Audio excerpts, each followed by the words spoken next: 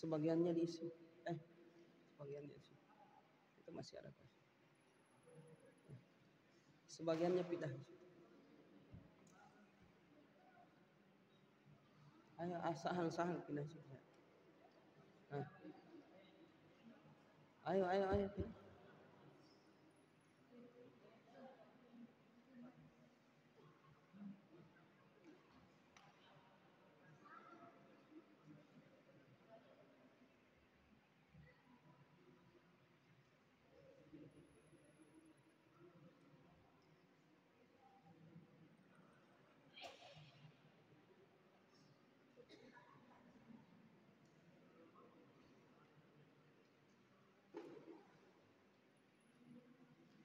Bismillahirrahmanirrahim.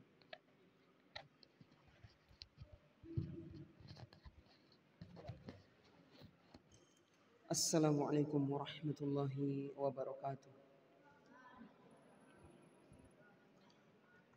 Innal hamdalillah nahmaduhu wa nasta'inuhu wa nastaghfiruh wa na'udzu billahi min shururi anfusina was sayyiati a'malina may yahdihillahu fala mudilla lahu wa may yudlil fala hadiya lahu wa ashhadu an la ilaha illallah wahdahu la syarika lahu iqraran bihi wa tauhida wa ashhadu anna muhammadan abduhu wa rasuluhu la nabiyya ba'dah subhanaka la ilma lana illa ma 'allamtana innaka antal alimul hakim Allahumma 'allimna ma yanfa'una wanfa'na bima 'allamtana wa zidna 'ilman nafi'an wa 'amalan salihan ya rabbal alamin. Baik ya ikhwan dan akhwat sekalian, para pendengar di mana saja berada, kita lanjutkan kajian kita malam ini. Sebelum kita mulai pelajaran kita seperti biasa, hendaknya kita mengoreksi apa yang ada di dalam hati kita berupa niat. Niat kita mendatangi majelis ilmu untuk apa? Ikhwan.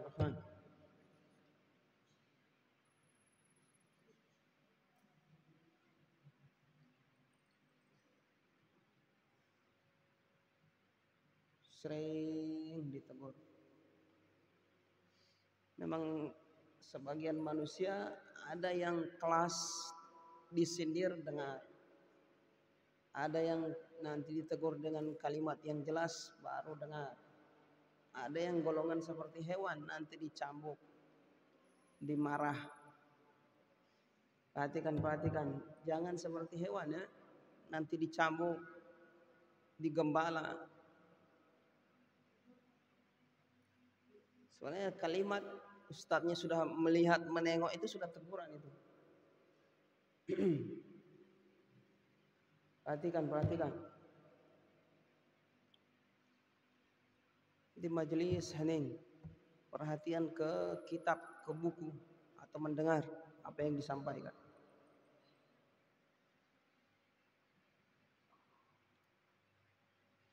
Baik, kita lanjutkan. Sampai di mana tadi ya?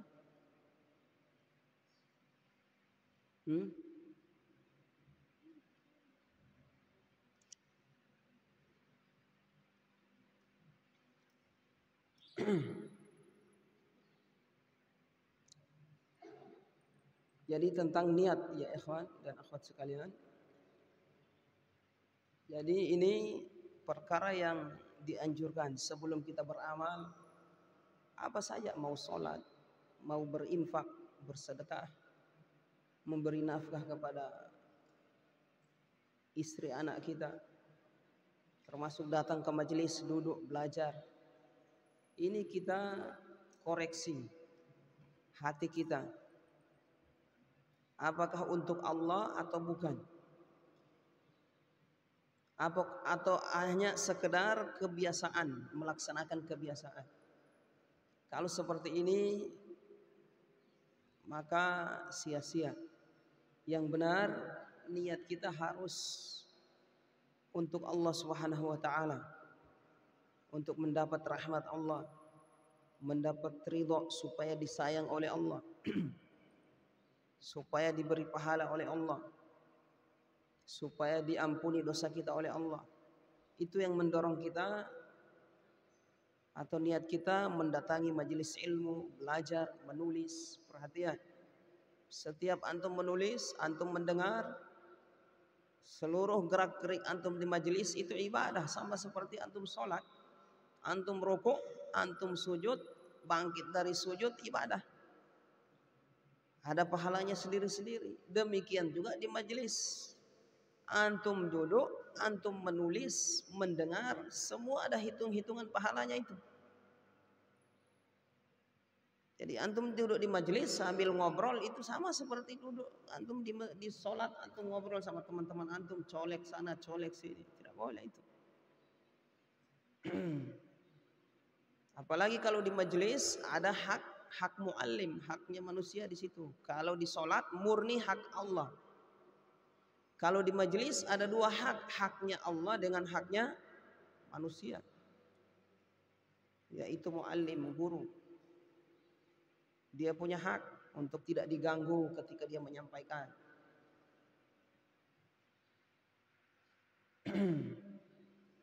Baik.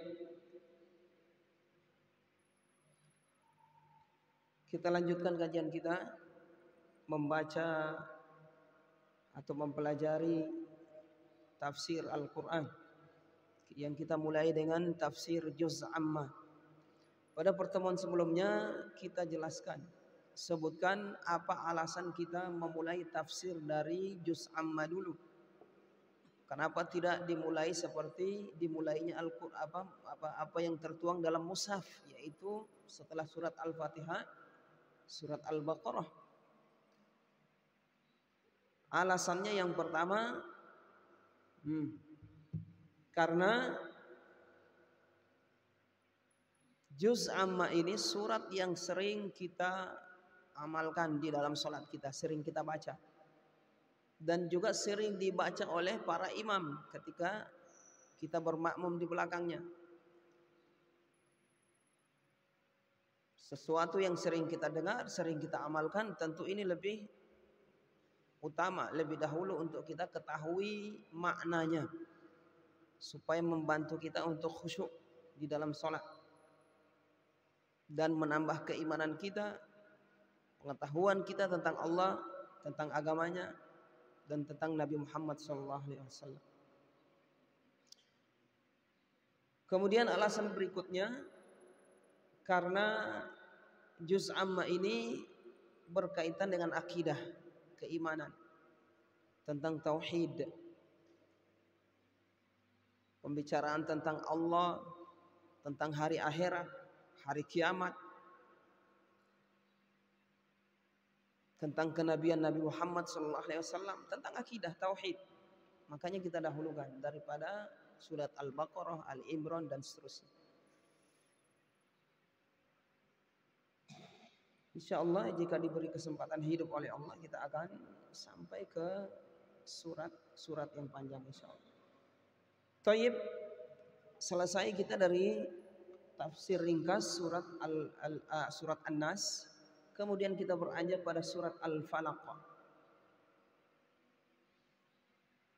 An-Nas jelas manusia. Al-Falaq artinya subuh. Al-Falaq artinya subuh. Subuh, waktu subuh. Taib, kata beliau, Suratul Falaq, Syekh Musa'id At-Tayyar, Bismillahirrahmanirrahim. Qul a'udzu birabbil falaq. Allah Subhanahu wa taala berfirman, Qul a'udzu birabbil falaq. Katakanlah wahai Muhammad. Sebagian para ulama mengkritik wahai Muhammad, tapi katakanlah wahai Rasulullah, bukan wahai Muhammad. Kenapa? Karena Allah Subhanahu wa taala di dalam Al-Qur'an tidak pernah memanggil Nabi Muhammad dengan sebutan namanya. Allah ketika memanggil Nabi Muhammad di dalam Al-Quran dengan sebutan kenabian, kerasulan atau sifat-sifat Rasulullah SAW. Di antaranya, ya ayyuhal muddathir, wahai orang yang berselimut. Ya ayyuhal muzammil, orang yang berselimut. Ya ayyuhan nabi, wahai nabi. Ya ayyuhar rasul, wahai rasul. Allah tidak pernah di dalam Al-Quran memanggil ya Muhammad. Jadi kalau mau kita terjemahkan, qul, katakanlah wahai Rasulullah. Artinya bab adab. Tapi kalau ada orang yang tetap menerjemahkan katakanlah wahai Muhammad, tayyib. Apakah haram atau tidak? Wallahu ta'ala menyelisih adab. Qul, katakanlah wahai Rasulullah. A'udzu, apa yang harus dikatakan, diperintah oleh Allah kepada Rasulullah. A'udzu, aku berlindung di Rabbil Falaq, kepada Rabb al-Falaq. Rabbnya subuh. Kemarin atau pertemuan sebelumnya telah kita jelaskan pengertian dari Rabb. Rabb memiliki 3 makna utama. Yang pertama, Al-Khaliq, Al-Khaliq, pencipta. Yang kedua, Al-Malik, penguasa atau raja. Yang ketiga, Al-Mudabbir, pengatur. Pencipta, penguasa, dan pengatur. Jadi Rabbil Falaq, pencipta subuh, penguasa subuh, dan pengatur waktu subuh.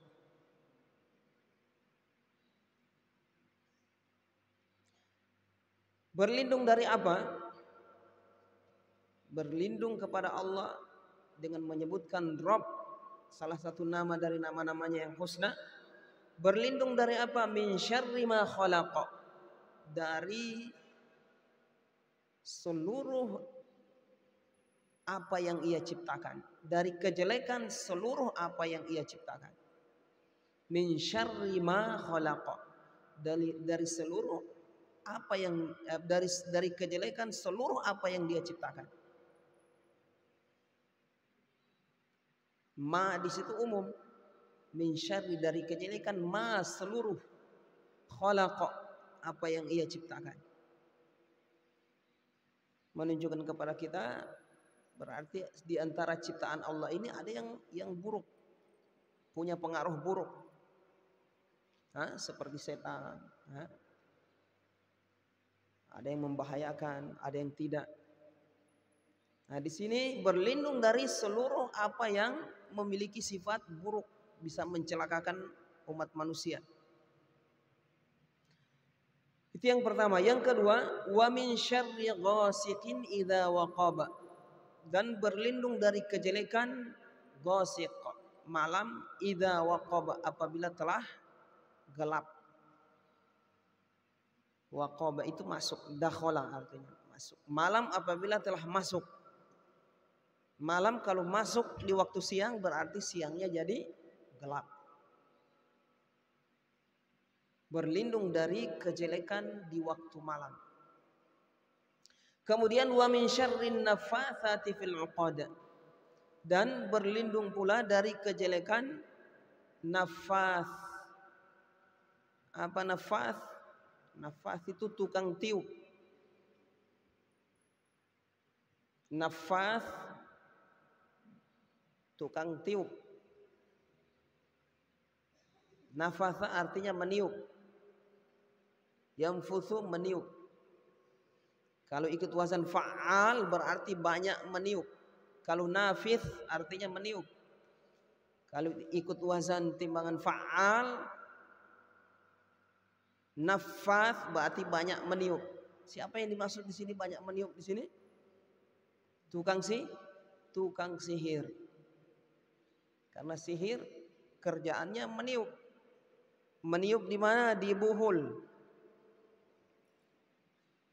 Jadi tukang sihir itu ketika menjalankan aksi sihirnya, dia mengambil buhul namanya. Buhul ini sesuatu semacam ikatan-ikatan yang isi ikatan itu sebenarnya perjanjian antara dia dengan jin. Perjanjian dengan jin supaya jin ini melancarkan misi sesuai dengan keinginan si tukang sihir. Untuk merusak siapa yang dikehendaki oleh si tukang sihir. Menunjukkan di sini kalau tukang sihir, pengaruh dari tukang sihir ini ada. Karena Allah Subhanahu wa taala memerintah Nabi Muhammad SAW untuk berlindung dari kejelekan tukang sihir. Menunjukkan tukang sihir ini ada pengaruhnya. Bukan hanya sekedar khayalan. Taib, dari kejelekan para tukang sihir fil uqad yang meniup di buhul-buhul. Wa min syarri hasidin idza hasad, dan juga dari kejelekan hasid, orang yang hasad, iri. Idza hasad, ketika dia hasad, berbuat hasad.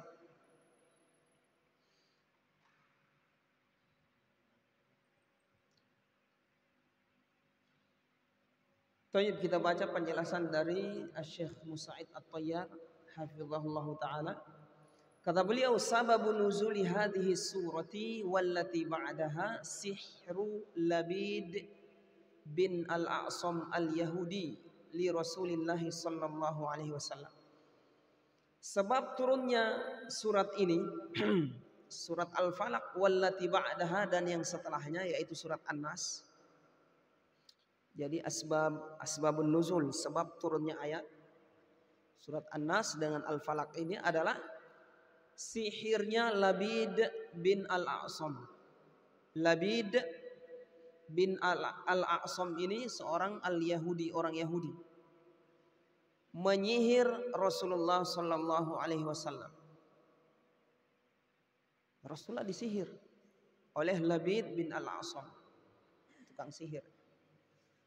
Sampai-sampai Rasulullah SAW tidak bisa mendatangi istri beliau selama beberapa bulan karena beliau tersihir.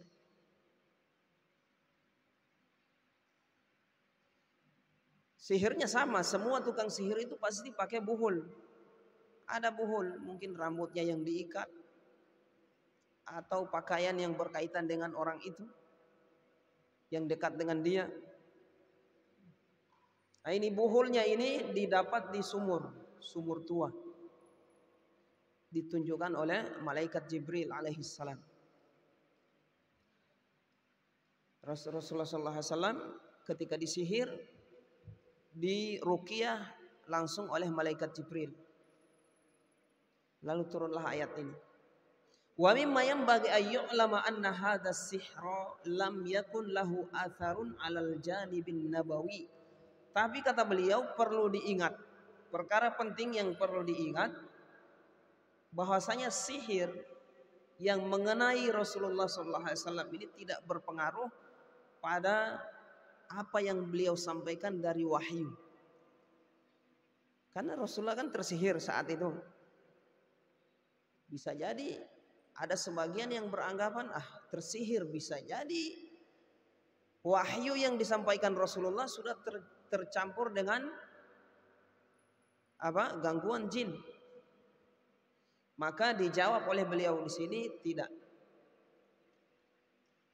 Jadi tidak berpengaruh dari penyampaian wahyu yang beliau sampaikan. Kecuali kata beliau bal kana fi ma yata'allaqu bi basyariyatihi sallallahu alaihi wasallam. Namun pengaruh sihir ini hanya mempengaruhi sifat kemanusiaan beliau, bukan wahyu yang beliau sampaikan. Jadi wahyu tetap murni dari Allah Subhanahu wa taala, tidak terganggu karena sihir tersebut. Haitsu yara annahu fi'la syai'a wa lam yakun qad fa'alahu, yang dimana Rasulullah sallallahu alaihi wasallam tersihir melakukan sesuatu padahal beliau belum melakukan. Taib.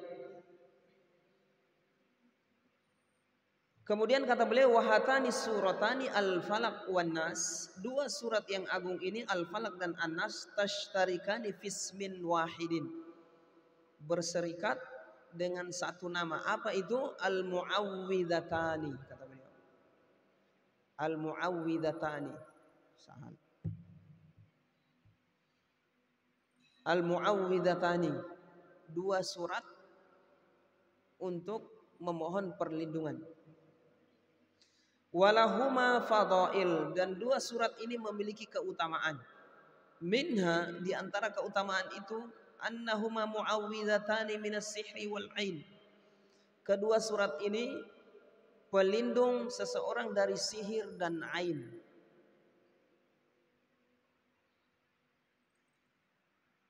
Wa annahuma tuqra'ani fi adhkari duburis sholawat, dan dua surat ini dibaca pada zikir setelah sholat. Antum setelah sholat disyariatkan membaca dua surat ini. Jangan malas ikhwan, akhwat. Termasuk sunnah setelah sholat membaca dua surat ini. Qul a'udzu birabbil falaq dan qul a'udzu birabbin nas. Ada sebagian para ulama yang mengkhususkan nanti setelah asar dan setelah apa? Subuh. Tapi kalau antum baca di setiap sholat setelah sholat maka lebih baik, supaya terlindung dari gangguan sihir dan ain, penyakit ain. Apa itu penyakit ain? Penyakit ain ini pengaruh dari pandangan orang yang iri, hasad. Tapi tidak semua punya penyakit seperti ini. Orang ini punya penyakit hasad. Ketika dia pandang, karena sifat busuk di dalam hatinya, ini mempengaruhi apa? Yang dilihatnya. Bisa sampai mati yang dilihatnya itu. Kalau manusia mati. Kalau berupa benda hancur.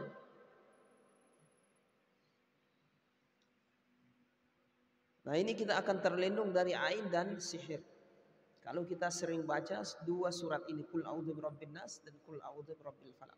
Wa fi adhkaris sabahi wal masai wa 'indan naum. Dan juga disyariatkan dua surat ini dibaca di zikir subuh dan zikir sore, pagi dan petang.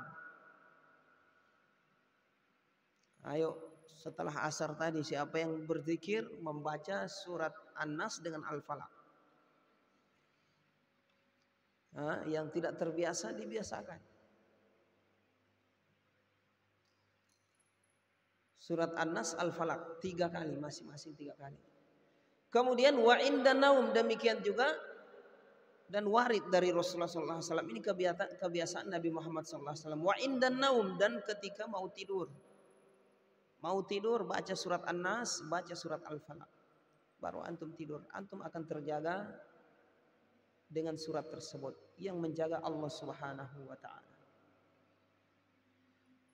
Qauluhu, perkataan beliau, qul a'udzu birabbil falaq, yursyidullahu subhanahu nabiyyahu ay yastajira bihi bi rububiyyatihi lis-subhi wal ma'na astajiru bi rabbis subhi.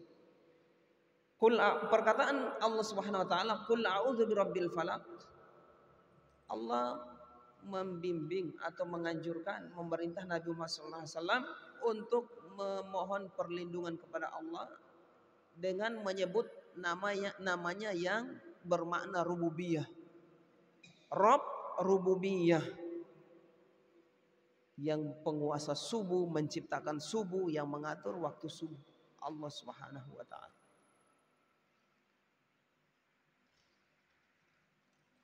Wa min syarri ma khalaq, dan seterusnya kata beliau, astajiru bi rabbis subhi min syarri kulli khalqihi alladhi khalaqahu. Maknanya adalah aku berlindung kepada Rabb subuh dari seluruh kejelekan apa yang diciptakan oleh Allah. Min jinnin wa insin wa hawamin wa dawabin wa ghairihima. Baik dari kalangan manusia berupa manusia. Manusia punya sifat jelek, buruk. Ins, jin, kemudian jin, apalagi wahawam, hewan berbisa. Antum sering baca ini, insya Allah antum akan terhindar dari sengatan hewan yang berbisa. Lipan, apalagi sengatan berbisa, kalajengking, nyamuk demam berdarah, berbisa, ya berbisa, bisa demam orang. Nah, antum baca ini, insya Allah dilindungi oleh Allah. Wadawabin, dan hewan-hewan melata lainnya. Tsumma khassa ba'da ma khalaqahu li ziyadati ma fiha min syarrin. Kemudian Allah mengkhususkan sebagian dari apa yang Dia ciptakan dari kejelekan, li ziyadati ma fiha min syarrin, karena di dalamnya ada tambahan kejelekan. Fa talaba minhu ayyastajira bihi min syarril lail. Dan Allah menuntut atau memerintah kepada Rasulullah untuk memohon perlindungan dari syarril lail, kejelekan malam. Wa min syarri, kalau kita perhatikan, coba antum lihat ayat ini menyebutkan yang umum kemudian yang khusus. Min syarri ma khalaq, dan dari aku berlindung kepada Allah Rabb subuh. Min syarri ma khalaq, dari kejelekan seluruh apa yang Dia ciptakan. Kemudian mengkhususkan beberapa, ada atau 3 yang Allah ciptakan dari keumuman yang tadi. Apa itu? Wa min syarri ghasikin idza waqab, dan dari kejelekan malam. Wa min syarri nafatsati fil 'uqad, dan dari kejelekan tukang sihir. Wa min syarri hasidin idza hasad, dan dari kejelekan orang yang hasad, iri. Allah khususkan setelah menyebutkan keumuman dari perkara yang dari yang diciptakan oleh Allah, dari yang jelek-jelek. Malam kita preteli satu persatu. Yang pertama malam. Malam orang untuk melancarkan niat buruknya itu yang paling bagus waktu malam. Makanya kejahatan, kriminal, pembunuhan, pencurian terjadi malam. Penculikan malam. Jarang siang. Ya kan, perampokan malam. Dan Allah memerintah kita untuk memohon perlindungan kepadanya akan kejelekan yang terjadi di waktu malam. Kemudian yang lebih khusus lagi, kejelekan tukang sihir. Kemudian lebih khusus lagi kejelekan orang yang hasad. Apa jeleknya orang yang hasad ini? Perhatikan. Kalau dari kejelekan malam, kejelekan tukang sihir ini berkaitan dengan fisik. Ya kan?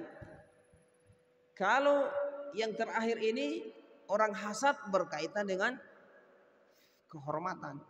Bisa jadi fisik. Punya kejelekan orang yang iri, orang hasad ini.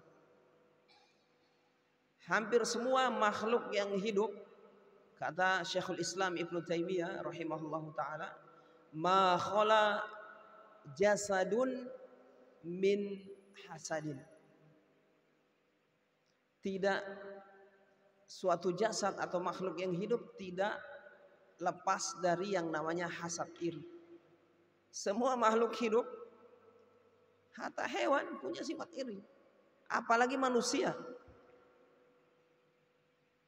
Walakinnal karima yukhfi, tapi orang yang mulia berusaha memendam dan menghilangkan sifat irinya itu, melawan sifat irinya. Wal khabitha yubdih, sementara orang yang jelek akan menampakkan sifat irinya. Dia lancarkan, dia tidak bendung, tidak hilangkan. Kalau sifat iri ini menimpa diri kita, kita harus bendung, kita harus berlindung kepada Allah,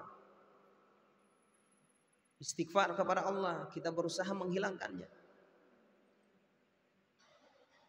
Jangan kita biarkan hinggap kemudian tumbuh bersemi di hati kita, bahaya. Apalagi sudah senang dengan sifat iri, hasad. Orang hasad, kalau dia sudah hasad, hasad itu bertingkat-tingkat. Yang paling rendah sekedar tidak suka. dengan nikmat yang Allah beri. Biasanya yang hasad itu kepada sesama bidangnya. Kalau penjual sama-sama penjual sayur, ya hasadnya ke sama-sama penjual sayur. Penjual bangunan ya sama-sama kepada penjual barang bangunan. Penjual elektronik ya biasa sama-sama. Begitu juga orang yang memiliki ilmu sama-sama hasad karena ilmu. Dilihat dai yang satunya banyak yang menghadiri majelisnya, mulai itu sudah mulai tidak suka dia. Nah, ini hasad sudah. Kenapa di majelis ini saya contoh ilmu. Di majelis saya yang datang sedikit, majelis orang itu yang datang banyak. Muncul rasa tidak suka. Ini hasad. Orang yang baik akan berusaha mengobati, menepis, istighfar kepada Allah. Orang yang buruk akan membiarkan bersemi itu. Senang dia dengan sifat itu. Kemudian dia nampakkan. Dia nampakkan dalam bentuk apa? Tahdzir, kadang-kadang mentahdzir dengan bentuk tahdzir sebagai nasihat. Padahal bukan itu yang mendorong, karena hasad, tidak suka. Dilihat temannya yang satu hafalannya sudah banyak, baru 2 tahun hafalannya sudah berapa juz, saya sudah 5 tahun baru 1 juz. Kurang ajar itu orang. Ini hasad ini. Paham ini? Hasad. Biasa penghafal Al-Quran ya sesama penghafal Al-Quran. Sana baru 4 tahun di sini sudah dikasih ngajar sama ustaz. Saya sudah 6 tahun. Nah itu hasad. Banyak seperti ini. Nah ini.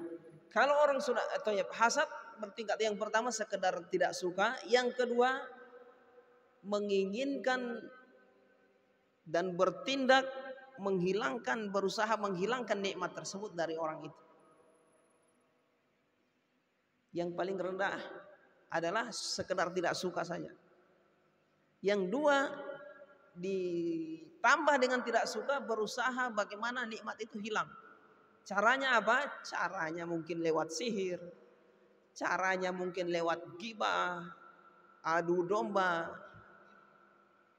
ghibah. Oh ini begini, oh bagi itu ya dia begitu.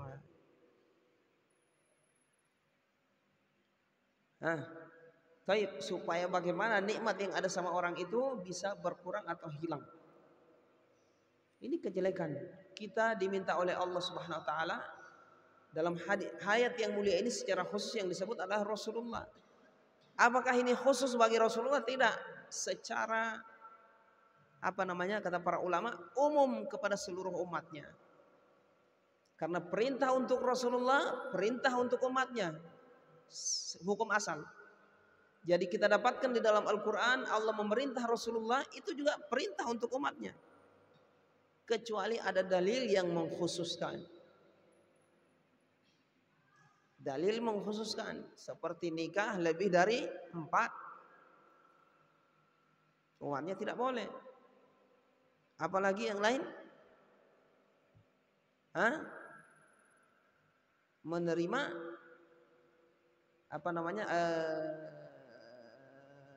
menikah dengan perempuan tanpa mahar, menghibahkan dirinya kepada Rasulullah boleh. Kalau kita umatnya tidak boleh. Oh gratis begitu, nikah gratis, tidak ada mahar, tidak boleh, harus ada mahar. Taib. Apalagi yang lain? Banyak ya yang diperintah kepada Rasulullah, dan itu khusus bagi Rasulullah sallallahu alaihi wasallam. Selama tidak ada pengkhususan maka itu umum berlaku untuk umatnya. Di antaranya ayat yang mulia ini, kita juga diperintah berlindung kepada Allah dari semua kejelekan malam, pengaruh malam, kemudian kejelekan sihir, tukang sihir, dan kejelekan orang yang hasad. Bahkan kadang orang hasad ini lebih sadis daripada tukang sihir. Tukang sihir barangkali cuma fisik, ya kan? Fisik saja, pusing kepala, sakit perut. Tapi kalau hasad, la haula wala quwata illa billah. Pengaruhnya banyak. Taib. Kalau kita perhatikan ya ikhwan dan akhwat sekalian yang dirahmati Allah Subhanahu wa taala, dua surat yang agung ini, di surat An-Nas Allah Subhanahu wa taala memerintahkan kita berlindung dari perkara yang bisa merusak hati kita. Qul a'udzu birabbin nas, malikin nas, ilahin nas, min syarril waswasil khannas. Yang merusak batin kita, hati kita dari godaan setan, mengajak kita untuk berbuat dosa, mengajak kita untuk berbuat maksiat, berbuat kesyirikan, berbuat kebid'ahan, penyimpangan, mencuri, merokok, mengganggu temannya. Ini siapa yang mengajak ini? Malaikat atau siapa yang mengajak? Setan yang mengajak. Baik setan dari kalangan manusia dan dari kalangan jin.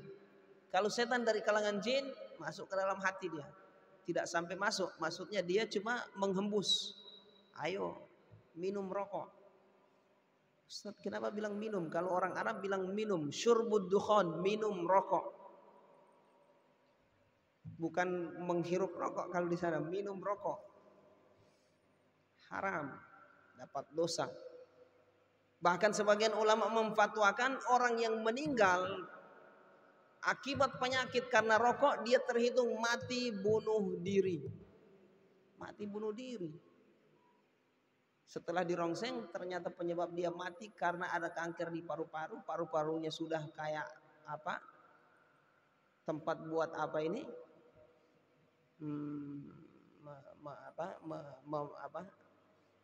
Membakar ikan. Itu sudah hitam. Itu termasuk mati bunuh diri itu, hati-hati.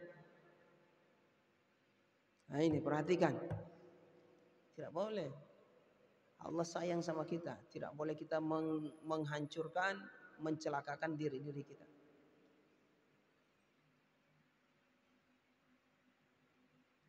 Taib.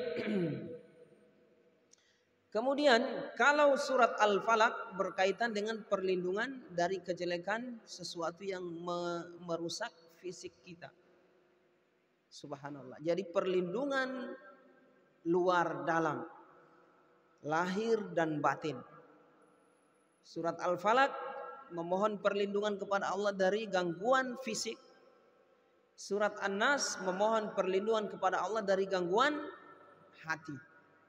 Mengajak untuk berbuat maksiat, mengajak untuk melakukan sesuatu yang berbau syubhat dan seterusnya. Kalau ini apa? Al-Falaq fisik. Makanya disyariatkan kepada kita, dianjurkan baca setiap pagi dan petang. Pagi setelah subuh.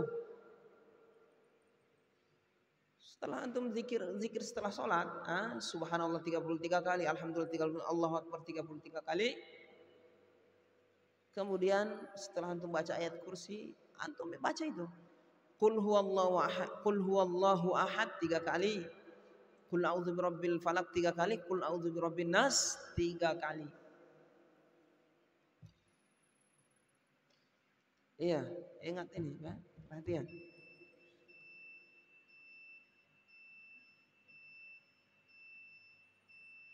Supaya dilindungi oleh Allah. Tapi sudah kecanduan Ustadz, susah ditinggalkan ini rokok.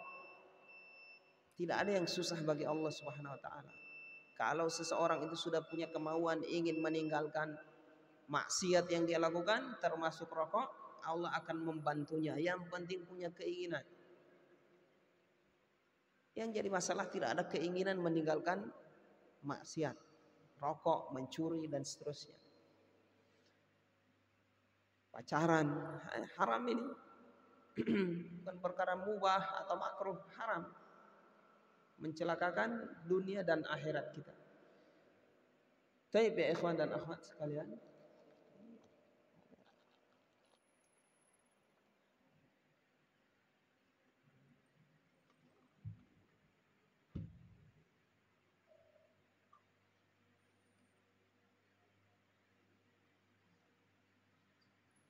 Sudah tahu di mana? Ada pertanyaan ikhwan? Hah? Pertanyaan kemarin saya lupa. Tertulis di kertas, cuma saya lupa naruhnya di mana. Tidak ada ya pertanyaan? Saya cukup, kita cukupkan sampai di sini. Mudah-mudahan menjadi ilmu yang bermanfaat, menambah bobot pahala kita, menghapus dosa-dosa kita. Subhanakallahumma wa bihamdika asyhadu an la ilaha illa anta astaghfiruka wa atubu ilaik.